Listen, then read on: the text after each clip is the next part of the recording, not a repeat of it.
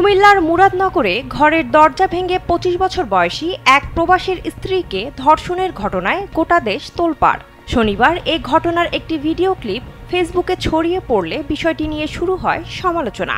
ঘটনায় জড়িতদের বিচারের দাবি ওঠে, সেই সঙ্গে বিচারের দাবি তুলেছেন দেশের তারকারাও।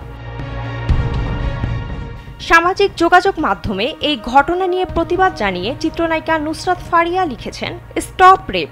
অন্যদিকে অভিনেত্রী মৌসুমী হামিদ ফেসবুক পোস্টে লিখেছেন, মানুষ আর মানুষ নেই, পৃথিবী শেষ হয়ে যাচ্ছে, কারণ আর কোনো মানুষ থাকবে না খুব শীঘ্রই।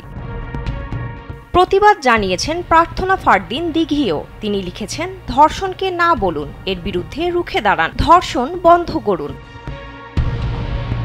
ছোট পর্দার অভিনেতা আরশ খানও ফেসবুকে জানিয়েছেন প্রতিবাদ। তিনি লিখেছেন, কাপুরুষত্ব যখন চরম পর্যায়ে পৌঁছায় তখন তা কুপুরুষত্বে রূপ নেয়। জন্ম পরিচয়হীন না হলে একজন নারীর সাথে এমন করা সম্ভব না।